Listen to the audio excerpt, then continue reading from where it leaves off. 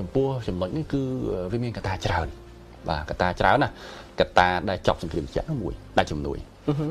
កត្តាដែលសង្គមនិយមវាចប់ទៅអាហ្នឹងមួយទៀតឧទាហរណ៍ដូចជាឆ្នាំ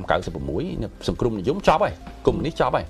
ប៉ុន្តែនៅតំបន់ខ្មែរក្រហមគ្រប់គ្រងនោះគាត់នៅតែប្រកាន់គំនិតសមូហភាពធ្វើសមូហភាពធ្វើស្អីប្រមូលរបស់របរអីមកដាក់សមូហភាពអីដដែលអាហ្នឹងវាកត្តាមួយដែរប៉ុន្តែកត្តាដែលហើយកត្តាជ្រុលនិយមរបស់ប៉ុលពតកត្តាតាមកាប់សម្លាប់បោកសម្អាតផ្ទៃក្នុងមានរហូតដល់ឆ្នាំ96អាហ្នឹងចូលជាកត្តាមួយដែរប៉ុន្តែកត្តាដែលសំខាន់ជាងគេគឺនយោបាយឈ្នះឈ្នះរបស់សម្ដេចតេជោហ៊ុនសែនទី1នយោបាយការធានាទី2អ្នកណាអ្នកទៅធានាបាទនយោបាយហ្នឹងណាខ្ញុំបរៀនពេលដែលខ្ញុំបរៀនខ្ញុំសួរកូនសិស្សខ្ញុំថាឥឡូវយើងដឹងអស់នយោបាយឈ្នះឈ្នះស្អីណាយើងដឹងប្រវត្តិអស់ចុះឥឡូវបើយើងមានគេថា time machine យើងបកទៅជំនាន់នឹងវិញណាយើងយកអនុវត្តជោគជ័យអត់ជោគជ័យហេតុអីយើងអ្នកធានាគេអត់ស្គាល់ក៏ប៉ុន្តែខ្ញុំសួរមេបញ្ជាការខ្មែរក្រហមចុះមិនក៏សម្ដេចហ៊ុនសែនធានាមិនក៏ស្គាល់មិនក៏ទុកចិត្តគាត់ថាតាមពិតក៏មិនទុកចិត្ត 100% ប៉ុន្តែអត់មានឃើញអ្នកណាផ្សេងដែលអាចមានសង្ឃឹមថានឹងចប់សង្គ្រាមបានជាងសម្ដេចហ៊ុនសែននេះដោយសារបើអ្នកខ្លះវិញគាត់លើកថាវាយមកសម្ដេចហ៊ុនសែនយូរអត់ឈ្នះអញ្ចឹងប្រហែលជាគាត់ដឹកនាំត្រូវហើយបានជាវាយមិនឈ្នះអញ្ចឹងក៏ចូលមកទទួលនយោបាយនឹងទៅចូលមកក៏ចូលលក្ខណៈថយទៅអត់ជឿទេណាអត់ជឿ 100% ទេក៏ប៉ុន្តែនៅពេលដែលចូលមកទទួលបានការធានាហ្នឹងគឺដូចការគិតរបស់គាត់មែនបាទអាហ្នឹងហើយគឺជាចំណុចកត្តាមួយសំខាន់វាមានកត្តាច្រើនប៉ុន្តែបើសិនជាមិនមាននយោបាយឈ្នះណាមិនមានអ្នកធានាដែលនាំឲ្យមានការទុកចិត្តទេអាហ្នឹងក៏នៅតែមានបញ្ហាអញ្ចឹងបាទនេះគឺសំខាន់ខ្ញុំលើកក្នុងសភៅខ្ញុំដែរគឺឆ្នាំ94មានព្រឹត្តិការណ៍មួយគឺនៅភ្នំវត្តហ្នឹងរដ្ឋាភិបាលវាយទៅបានណាហើយពេលហ្នឹងអត់សមារណកម្មគេហៅចោះចូលហើយមិនទាន់ចោះចូលមួយសម្ដេចហ៊ុនសែនគេនៅអត់ទុកចិត្តទេគេទៅចោះចូលមួយក្រុមផ្សេងប៉ុន្តែដល់ពេលដែលចោះចូលហើយវាដាច់បាយ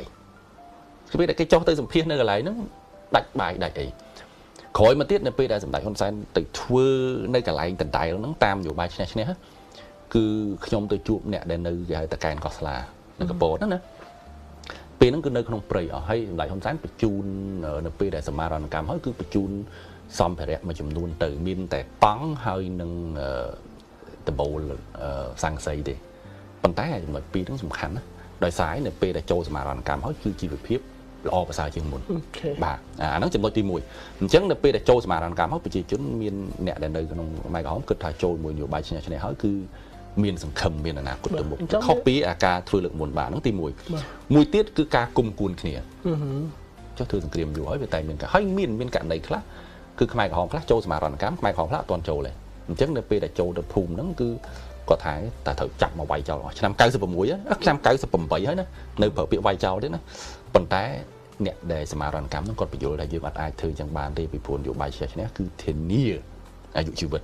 បើសិនជាគេចូលសមារណកម្មអត់មានយកគេទៅសម្លាប់អត់មានអីទេអាហ្នឹងជាកត្តាមួយសំខាន់ណាការធានាការមានយុទ្ធសាស្ត្រច្បាស់លាស់ហ្នឹងហើយដែលធ្វើឲ្យមនុស្សអត់សងសឹកគ្នាបាទចាំមានគិតថាមានមេរៀនតែប៉ុតមេរៀនមានច្រើននៅក្នុងនេះណាប៉ុន្តែខ្ញុំលើកថារឿងពីរបានណាបាទលើករឿងពីរវាតកតងគ្នាដែរទេកាលពីខ្ញុំនៅរៀនហ្នឹងខ្ញុំអានសភៅមួយអានសភៅហ្នឹងគេនិយាយថាគេធ្វើសង្គ្រាមនៅពេលណាដែលគេចង់ហើយគេបញ្ចប់វានៅពេលណាដែលគេអាចមានតែសង្គ្រាមចង់ធ្វើពេលណាក៏បានដែរខ្ញុំចង់ធ្វើសង្គ្រាមខ្ញុំប្រកាសសង្គ្រាមប៉ុន្តែអាការបញ្ចប់គឺយើងបញ្ចប់នៅពេលដែលយើងអាចមិនមែនបញ្ចប់ពេលយើងចង់ទេជួនកាលយើងចង់បញ្ចប់សង្គ្រាមតែអត់អាចចប់បានទេបាទឧទាហរណ៍ដូចឆ្នាំ75អញ្ចឹងខ្មែរសាធារណរដ្ឋខ្មែរថាអូសុំចរចាមួយប៉ុលពតតែប៉ុលពតណាមកចរចាអញ្ចឹងវាអត់អញ្ចឹងគឺគេធ្វើសង្គ្រាមនៅពេលណាដែលគេចង់គេបញ្ចប់សង្គ្រាមនៅពេលណាដែលគេអាចអញ្ចឹងសំណួរវាសួរថាដើម្បីឲ្យយើងយល់ថាសន្តិភាពវាមានតម្លៃយ៉ាងម៉េចតើយើងដឹងថាសង្គ្រាមហ្នឹងយ៉ាងម៉េចបេតនីយ៉ាងម៉េចអញ្ចឹងថា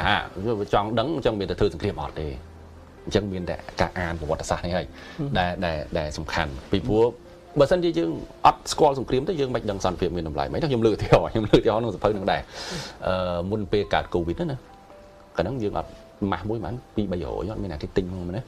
បាទដល់ទៅពេលផ្ទុះកូវីដគឺដឹងមានលុយទិញអត់បានទៀតបាទអញ្ចឹងតើអត់ម៉ាស់ហ្នឹងបានដឹងថាហ្នឹងវាមានតម្លៃយ៉ាងម៉េចណាបាទអាហ្នឹងដូចគ្នាអញ្ចឹងតែមិនមែនតែយើងទៅសង្គ្រាមវិញដើម្បីរៀនទេណាគឺយើងរៀនពីប្រវត្តិសាស្ត្របាទខ្ញុំគិតថានេះគឺជាចំណុចសំខាន់ណាស់បាទខ្ញុំខំចងក្រងប្រមូលតួលេខថានៅពេលដែលសង្គ្រាមហ្នឹង វាយ៉ាងម៉េចវាខូចខាតវាប៉ះពាល់ស្អីខ្លះបាទល្អហើយខ្ញុំគិតថាខ្ញុំប្រហែលជាមិនអាចផ្ដល់ចម្លើយមួយដែលវាផ្ដោតបានទេណាព្រោះអីព្រោះអ្នកប្រាជ្ញផ្សេងក៏គេនៅតែសួរសំណួរហ្នឹងដែរបាទហើយអត់ទាន់មានការឯកភាពគ្នាទេក៏ប៉ុន្តែវាអាចមានគ្រាន់តែខ្ញុំអាចលើកកត្តាច្រើនណាជាងការអ្នកខ្លះជ្រុលនិយមខ្ញុំគាត់គិតថាធ្វើសង្គ្រាមហ្នឹងទៅវាសម្រាប់គោលបំណងរបស់គាត់អ្នកខ្លះទៀតថាធ្វើសង្គ្រាមហ្នឹងទៅអ្នកគេថាសត្រូវយើងខ្លាកណ្ដាស់ណាយើងគម្រាមសង្គ្រាមទៅអានោះរត់បាត់ណាដល់ទីផុតអានោះអត់រត់អញ្ចឹងសង្គ្រាមវានៅតែបន្តអញ្ចឹងណាបាទអ្នកខ្លះទៀតគិតថាសង្គ្រាមហ្នឹងវាឆាប់វាងាយស្រួលអ្នកខ្លះទៀតថាវាយតិចទៅឈ្នះហើយបាទអញ្ចឹងណាអញ្ចឹងវាមានមូលហេតុច្រើនអញ្ចឹងខ្ញុំអាចថាសុំមិនហ៊ានឆ្លើយដោយសារវាមានអ្នកប្រាជ្ញច្រើនប៉ុន្តែគ្រាន់តែខ្ញុំសរុបបើនៅក្នុងសភៅខ្ញុំវិញណាខ្ញុំសរុបថាពេលខ្លះការផ្ទុះសង្គ្រាមហ្នឹងវាផុតពីការគ្រប់គ្រងរបស់យើងណាដូចតែក្នុងនេះសម្ដេចបាននិយាយជាមួយដិតមេជាការខ្មែរក្រហមម្នាក់ថាពេលដែលផ្ទុះសង្គ្រាមយើងអត់មានអីសម្រេចបានគឺអ្នកជំនាន់មុនធ្វើឲ្យមានសង្គ្រាមអញ្ចឹងយើងព្យាយាមបញ្ចប់សង្គ្រាមហ្នឹងខ្ញុំមាននិយាយអំពីលោកឆាវលិតហើយលោកឆាវលិតដែលនៅជនជាតិថៃមេតបថៃណាគាត់ធ្លាប់ទៅវាយនៅសង្គ្រាមវៀតណាមហើយតទៅពេលមើលសភៅដែលនិយាយពីកងទ័ពថៃទៅវាយនៅសង្គ្រាមវៀតណាមដូចរ៉ាំបូហ្នឹងអញ្ចឹងតែដល់ពេលដែលខ្ញុំទៅជួបអ្នកដែលផ្ទាល់គឺគាត់ថាវេទនាមិនដូចរ៉ាំបូហ្នឹងឯងអញ្ចឹងហើយបានជាលោកឆាវលិតហ្នឹងគាត់ដឹងទឹកដៃប្រយុទ្ធរបស់កងទ័ពវៀតណាមគាត់អត់ចង់មានសង្គ្រាមទេបាទតែអ្នកដែលអត់ដែរចូលសង្គ្រាមអូសប្បាយដូចរ៉ាំបូអញ្ចឹងតែអ្នកដែលធ្លាប់ឆ្លងកាត់មិនដឹងថាសង្គ្រាមអត់សប្បាយហ្នឹងទេបាទ